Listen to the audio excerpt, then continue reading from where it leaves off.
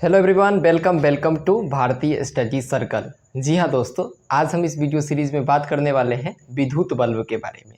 क्योंकि दोस्तों आपके एग्ज़ाम में यह जो टॉपिक है 5 नंबर के भी पूछे जाते हैं और 2 नंबर में भी पूछे जाते हैं। कैसे क्वेश्चन आते हैं? तो क्वेश्चन आता है कि बताइए कि विद्युत बल्ब का संरचना क्या है और विद्युत बल्ब कैसे काम करता है। दूसरे तरीके से कैसे पूछा जाता है? कहता है कि बताइए कि विद्युत बल्ब का संरचना क्या है, उसका फोटो बना के हमको समझाइए। ऐसे भी क्वेश्चन आपके एग्जाम में आते हैं। दैट मीन्स कहने का मतलब है कि विद्युत बल्ब का नामांकित चित्र बनाइए। ऐसा क्वेश्चन आपके एग्जाम में देखने को मिलता है। तो ज़रूरी है कि इसको हम लोग बढ़िया तरीके से पढ़ लें। तो चलिए स्टार्ट करते हैं। देखिए दोस्तों, अगर आपसे कोई पूछे कि विद्युत बल्ब क्या है विद्युत बल्ब, तो आप लोग को बताना है कि विद्युत बल्ब जो है ना, विद्युत धारा के ऊष्मीय प्रभाव पर काम करने वाला एक उपकरण है। कथी है दोस्तों? क्या है? मेरे साथ बोलिए। उपकरण है। उपकरण का मतलब क्या होता है? उपकरण का मतलब, उपकरण का मतलब मशीन है, डिवाइस है, यंत्र है। ये सब चीज़ हम इसको बोल सकते हैं। उपकरण को ही दूसरा भाषा में बोलिए तो डिवाइस, मशीन, यंत्र, संयंत्र, ये सब क्या हुआ? उपकरण हुआ। ठीक है, उपकरण का ही दूसरा नाम हुआ। उसी तरीके से विद्युत बल्ब जो है ना, विद्युत धारा के कौन से प्रभाव पे दोस्तों? ऊष्मीय प्रभाव पे काम करने वाला एक उपकरण है। आप लोग को पता होगा या नहीं पता हो तो मैं बता देता हूं कि विद्युत धारा के बहुत सारे प्रभाव देखे जाते हैं। जैसे कि विद्युत धारा के चुंबकीय प्रभाव, ठीक है ना, विद्युत धारा के ऊष्मीय प्रभाव। ठीक, तो विद्युत बल्ब क्या हुआ? चुंबकीय प्रभाव पे नहीं, कौन से प्रभाव पे? विद्युत धारा के ऊष्मीय प्रभाव पे काम करने वाला एक मशीन है। अब हम बात करेंगे कि विद्युत बल्ब का आविष्कार कैसे हुआ था। इसको सबसे पहले कौन खोजे थे? खैर आपके सिलेबस में पढ़ना नहीं है, लेकिन इसको पढ़ रहे तो थोड़ा इसे भी जान लेना जरूरी है। तो दोस्तों, विद्युत बल्ब के आविष्कार एडिसन नामक वैज्ञानिक किए थे। कौन किए थे दोस्तों? एडिसन नामक वैज्ञानिक किए थे। अगर इनका पूरा नाम पर बात की जाए तो इनका पूरा नाम था एडिसन साहब का थॉमस अल्वा एडिसन। ये जो थे बचपन से ही बहुत खोजी प्रवृत्ति के थे। बचपन से ही खुराफाती काम करते थे। कोई तार को इधर जोड़ देना, कोई तार को इधर जोड़ देना, माने अजीब इनका बचपन से ही इसके अंदर कुछ क्वालिटी थे, जिसके वजह से इन्होंने विद्युत बल्ब के आविष्कार किए। जब एडिसन साहब की कहानी पढ़िएगा कि उन्होंने विद्युत बल्ब का आविष्कार कैसे किया, तो बहुत बड़ा स्ट्रगल देखने को मिलेगा उनके पीछे। लाखों बार, हजारों बार प्रयत्न करने के बाद, कोशिश करने के बाद, कितना साल की मेहनत के बाद एडिसन साहब जो बल्ब को बनाते हैं। ठीक है, शॉर्टकट में मैं आपको थोड़ा बता देना चाहता हूँ एडिसन साहब की जीवनी के बारे में। तो एडिसन साहब जो है मात्र अपने ज़िंदगी में 3 महीना ही स्कूल गए थे। कहाँ गए थे जो दोस्तों? स्कूल। 3 महीना के बाद अपना ज़िंदगी में कभी स्कूल में पढ़वे नहीं किए। अब बताइए, 3 महीना पढ़ने वाला बच्चा बल्ब का आविष्कार कर दिया, ये कितना गजब बात है। ठीक है ना, इसीलिए बोला जाता है कि नॉलेज जो है, ज्ञान जो है, प्रैक्टिस के सामने फेल होता है। ठीक, तो एडिसन साहब जी है बल्ब के आविष्कार किए। ठीक है, अब हम लोग बात करेंगे आपके एग्जाम पॉइंट ऑफ व्यू से मेन इंपॉर्टेंट टॉपिक संरचना पे। संरचना का मतलब क्या होता है दोस्तों? संरचना का मतलब होता है बनावट, यानी कि विद्युत बल्ब कैसे बना होता है। इसी को हम लोग बोलते हैं, क्या बोलते हैं? संरचना। तो दोस्तों, विद्युत बल्ब को, संरचना को आप देखिएगा तो आप तो डेली लाइफ में आप लोग देखबे करते हैं विद्युत बल्ब को। कुछ ऐसा आपको देखने को मिलता है। कैसा देखने को मिलता है? तो सबसे पहले ऊपर में एक कांच होता है। कांच के अंदर में देखिएगा कि महीन महीन गोल गोल गोल गोल घुरमल घुरमल एगो तार लगल होता है। ठीक है ना, उतरवा जो है ना, हवा में लटकल नहीं होता है। वो जो तार है किसी न किसी धातु के स्पर्शक के द्वारा जुड़ा होता है, और ये स्पर्शक जो है अंदरे अंदरे जा करके बल्ब के घुंडी से जुड़ल होता है। ऐसा देखें आप लोग ना? जी हाँ, बिल्कुल देखे हैं।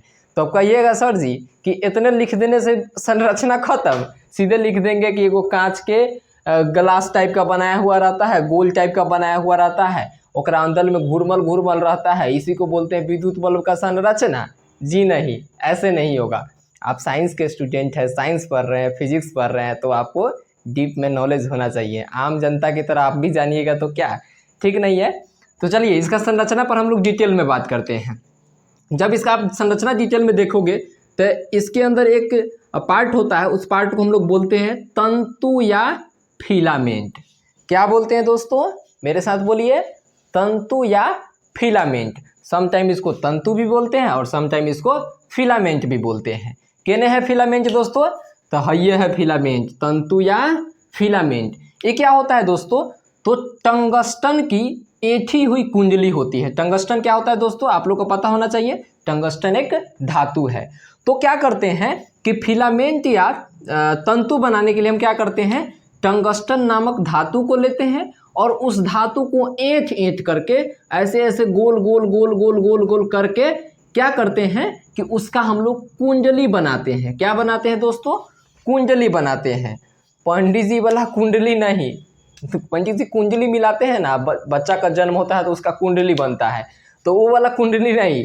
कौन सा कुंडली, तो गोल गोल जो हम गोल गोल इसको ऐंठ करके बनाएंगे, ऐंठी हुई, तो उसी को हम लोग बोलते हैं कुंडली। किसकी कुंडली, तो टंगस्टन की कुंडली। और ये टंगस्टन की ऐंठी हुई कुंडली को हम लोग बोलते हैं तंतु या फिलामेंट। क्या बोलते हैं दोस्तों, तंतु या फिलामेंट। और यही जो है बल्ब का इम्पोर्टेंट पार्ट होता है। आगे हम लोग देखेंगे कि जब विद्युत बल्ब काम करता है तो काम करने में इसका क्या योगदान है, ये क्या करता है जिससे कि विद्युत बल्ब जलता है, हमको रोशनी प्रदान करता है।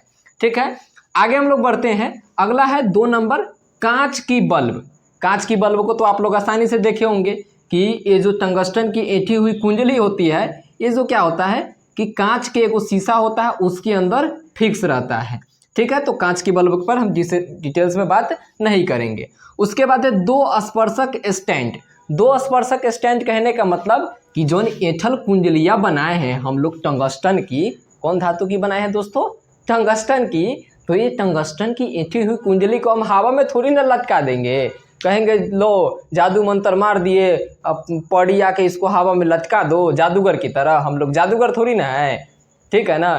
तो इसको कहीं ना कहीं हमको टिका के रखना पड़ेगा, हवा में तो रखेंगे नहीं। तो इसको कहीं ना कहीं टिका के रखने के लिए हम लोग किस चीज़ का यूज़ करते हैं, तो 2 स्पर्शक स्टैंड। स्टैंड माने, स्टैंड आप लोग जानते हैं, कैमरा वाला स्टैंड होता है कि नहीं, मोबाइल का स्टैंड होता है कि नहीं, ठीक है ना। शादी विवाह होता है तो उसमें भी आपका स्टैंड आता है, स्टेज बनाते हैं। तो स्टैंड क्या, इसको टिका के रखता है बल्ब के अंदर में। इसके ऊपर में हम लोग क्या करते हैं कि ऐंठी हुई कुंडली जो टंगस्टन की होती है, इसको हम लोग इसको इस स्पर्शक स्टैंड पे डाल देते हैं। कितने होते हैं, तो नंबर ऑफ स्पर्शक स्टैंड 2 होते हैं। एक स्पर्शक स्टैंड इधर देख रहे हैं आप, एक स्पर्शक स्टैंड इधर देख रहे हैं आप। आप कहिएगा सर जी बीचों में तो एक स्पर्शक स्टैंड है, तो बकलोल बीच में स्पर्शक स्टैंड नहीं है। बीच में जो है इसके सपोर्ट के लिए, ये दोनों स्टेबल रहे, हिले नहीं, इसके सपोर्ट के लिए एगो पतला वाला लगा देते हैं। उसको भी स्पर्शक स्टैंड की तरह ही बोल सकते हैं, लेकिन मेनली आप देखिए यह बात, तो हेलन कई गो है, 2 गो है। ठीक है, तो आप लोग को 3 गो में कंफ्यूज नहीं होना है। कितने स्पर्शक स्टैंड होते हैं, तो 2 होते हैं। क्यों होते हैं, ताकि ये बल्ब का जो कुंडली है हिले डोले नहीं, और हिलने जुलने से बचने के लिए हम लोग बीच में एगो एक्स्ट्रा लगा देते हैं।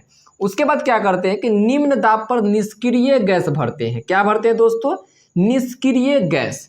निम्न दाब पर माने कि कम प्रेशर पे क्या करते हैं, निष्क्रिय गैस भरते हैं। कांच का तो बल्ब बना दिए, इसके अंदर हम लोग तंतु लगा दिए, उसके बाद हम स्पर्शक स्टैंड लगा दिए यहाँ पे, लेकिन इसके अंदर क्या होता है कि हवा रहता है। नॉर्मल हम लोग का हवा में ऑक्सीजन है, कार्बन डाइऑक्साइड है, नाइट्रोजन है, सारा हवा है। तो हवा में बहुत सारे गैसेस रहते हैं, तो बहुत सारे गैसेस अगर यहाँ पे जाएगा तो जाने के बाद होता क्या है कि दोस्तों कि यह रिएक्शन कर लेता है, और रिएक्शन करने की वजह से हमारा बल्ब खराब हो जाता है। तो इससे बचने के लिए हम लोग क्या करते हैं कि निम्न दाब पर निष्क्रिय गैस भरते हैं। निम्न दाब पर कौन सा गैस भरते हैं, निष्क्रिय गैस भरते हैं। सबसे पहले हम लोग क्या करते हैं कि कांच के अंदर के जितना हवा रहता है हवा निकाल देते हैं। नहीं, कहावत है कि हवा निकल गए, माने कि हालत खराब हो जाना, हवा निकलना कहावत है, मुहावरा है। ठीक है, तो हम लोग क्या करते हैं कि इसके अंदर के कांच के जो बल्ब है, इस बल्ब के अंदर की हवा को निकाल लेते हैं, और निकालने के बाद निष्क्रिय गैस को भर देते हैं। क्यों भरते हैं, ताकि रिएक्शन ना करे और हमारा बल्ब खराब ना हो। निष्क्रिय गैस में जैसे कि हम लोग कौन कौन से गैस को भरते हैं, तो इसमें हम लोग नाइट्रोजन को भरते हैं, ठीक है, उसके बाद हम लोग भरते हैं आर्गन को, ये सब जो है निष्क्रिय गैस को हम लोग भरते हैं, आर्गन को भरते हैं। ठीक है, चलिए अब हम लोग बात करेंगे इसका कार्य पर। कार्य विधि को हम लोग नहीं लिखे हैं, इसी से हम लोग कार्य को समझ सकते हैं। ठीक है, जो हम लोग संरचना देखे हैं, संरचना के बारे में सबका डिटेल में बात कर लेंगे तो कार्य हो जाएगा। देखिए इसका कार्य कैसे होता है, कैसे काम करता है। सबसे पहले आप कथी कीजिएगा, क्या कीजिएगा, बल्ब को जलाने के लिए स्विच ऑन कीजिएगा। तो स्विच ऑन करने से बल्ब जलने लगेगा। बल्ब को आपको जोड़ना पड़ेगा तार में कि नहीं, तो सबसे पहले हम बल्ब को जोड़ेंगे, उसके बाद में स्विच ऑन होगा। तो सबसे पहले हम बल्ब को जोड़ते हैं। ठीक है, बल्ब को हम कहाँ से जोड़ेंगे, तो ये जो दोनों घुंडीवा है, ये घुंडीवा में एगो सिरा तार के और दूसरा सिरा तार के। ठीक है, माने बैटरी का एक सिरा धन ध्रुव, फिर बैटरी का दूसरा सिरा ऋण ध्रुव, दोनों को हम लोग जोड़ देते हैं। जोड़ने से क्या होता है कि ये जो स्पर्शक स्टैंड है, ये लंग आप दिख रहा है कि कटल है, लेकिन वास्तव में कटल नहीं रहता है। ये एकरा ऊपर ढक्कन रहता है, कीप रहता है, टीन का ढक्कन हम लोग लगा देते हैं, ताकि हाई जो दोनों आपको देख रहा है ना, इसको हम लोग घुंडी बोलते हैं, इसको भी घुंडी बोलते हैं, लेकिन ये इससे हम सप्लाई देते हैं। आई जो दोनों घुंडीवा है ना, ये जाके होल्डर में फिक्स हो जाता है। होल्डर किसको बोलते हैं, जो इसको पकड़ के रखता है, होल्डर में ही फिक्स हो जाता है। तो ये दोनों घुंडी पर नहीं बात करना है। हम क्या करेंगे कि ये दोनों घुंडीवा से हम लोग तार जोड़ देंगे, और तार जोड़ के हम लोग क्या लगा देंगे, तो बैटरी लगा देंगे। चलिए अलग बैटरी हम लोग लगा देते हैं, कुछ इस तरीके से बैटरी लगा दिए। ठीक है, ओके राइट। बैटरी लगा देंगे तो क्या होगा कि यहाँ से विद्युत धारा प्रवाहित होगी, और विद्युत धारा प्रवाहित होकर के आगे की ओर बढ़ेगी। आगे की ओर बढ़ेगी तो यहाँ पर दो स्पर्शक स्टैंड है, तो पहिलका स्पर्शक स्टैंड से होकर के विद्युत धारा प्रवाहित होते होते होते होते कहाँ जाएगा, तो कुंडली में जाएगा। कहाँ पे जाएगा दोस्तों, कुंडली में जाएगा, यानी कि तंतु या कहाँ जाएगा जी दोस्तों, तंतु या फिलामेंट में जाएगा। जब यह तंतु और फिलामेंट में जाता है, होता क्या है दोस्तों कि तंतु और फिलामेंट जो होता है, इसका प्रतिरोध बहुत ज़्यादा होता है। क्या होता है दोस्तों, प्रतिरोध बहुत ज़्यादा होता है, और इसके साथ साथ इसका गलनांक जो होता है बहुत ज़्यादा होता है। किसका गलनांक दोस्तों, तंतु या फिलामेंट का, यानी कि टंगस्टन धातु का प्रतिरोध बहुत ज़्यादा होता है और गलनांक भी ज़्यादा होता है। तो आप लोग को पता है, विद्युत धारा के ऊष्मीय प्रभाव में आपने पढ़ा है कि ऊष्मा जो होता है वह समानुपाती होता है, केकरा, ऊष्मा समानुपाती होता है आर के। ठीक है, तो बताइए यहाँ पे प्रतिरोध बहुत ज़्यादा है, तो ऊष्मा ज़्यादा होगा कि कम होगा, क्या होगा दोस्तों, ऊष्मा ज़्यादा होगा कि कम, जी हाँ, ऊष्मा भी ज़्यादा होगा। जब प्रतिरोध ज़्यादा है तो ऊष्मा भी ज़्यादा होगा, क्योंकि हम लोग जाने हैं विद्युत धारा के ऊष्मीय प्रभाव में, तो ऊष्मा भी जो है यहाँ बहुत ज़्यादा हम लोग को देखने को मिलेगा। और ऊष्मा ज़्यादा हो रहा है तो इसका गलनांक भी ज़्यादा है, तो गलनांक ज़्यादा होने की वजह से ये गलता नहीं है, और जब गलता नहीं है तो यह गर्म हो जाता है, और गर्म होकर के हमको रोशनी प्रदान करता है, लाइट प्रदान करता है, यानी कि विद्युत धारा के ऊष्मीय प्रभाव यहाँ पे होता है। और यह जो सर्किट है, यह जो परिपथ है, इसका दूसरा सिरा यहाँ पे जुड़ा हुआ रहता है, और दूसरा सिरा जा करके फिर जा करके बैटरी में जुड़ जाता है, यानी कि परिपथ जो है एक बंद परिपथ हो जाता है, और इस तरीके से विद्युत बल्ब जो है काम करता है। कांच के अंदर इसको हम लोगों ने क्यों डाला है, कांच के अंदर इसलिए डाला है क्योंकि इसके अंदर हमको भरना है निष्क्रिय गैस। निष्क्रिय गैस ना भरेंगे तो कथी होगा, निष्क्रिय गैस आप न भरिएगा नू, तो एकरा अगल बगल में ऑक्सीजन मिल जाएगा इसको, यानी कि O2 मिल जाएगा, और O2 से अभिक्रिया करके ऑक्सीजन से ऑक्सीकृत होके, कौन दोस्तों, ऑक्सीजन से कौन ऑक्सीकृत होगा, तो ऑक्सीजन से ऑक्सीकृत हो जाएगा टंगस्टन, यानी कि तंतु या फिलामेंट, और ऑक्सीकृत हो जाएगा, और ऑक्सीकृत होने के वजह से जरल लव फूका फाका स्वाहा, यानी कि बल्ब जो है खत्म हो जाएगा, जल के टूट जाएगा। ये जो टंगस्टन की धातु आपको देखने को मिल रहा है, ये जल के खत्म।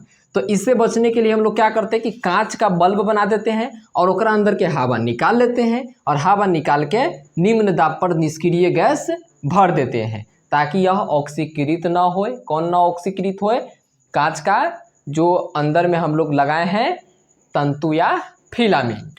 तो इस तरीके से हमारा विद्युत बल्ब जो है काम करता है। अब आपसे कई सवाल पूछे जाते हैं कि बताइए कि निष्क्रिय गैस क्यों भरते हैं। तो हमको तो अब लगता है कि आप लोग इसका जवाब दे दीजिएगा, क्योंकि इतना देर से आप ध्यान से पढ़ रहे हैं तो आप ज़रूर जवाब इसका दे दीजिएगा। बताइए क्या होगा, क्या होगा दोस्तों? जी हाँ, आप लोग को पता है, निष्क्रिय गैस भरते हैं ताकि ऑक्सीकृत ना हो और मेरा फिलामेंट जो है गल के जरल अब फूका फाका स्वाहा न हो, यानी कि जलने से बचने के लिए हम लोग निष्क्रिय गैस भरते हैं। अगला है कुंडली का आकार।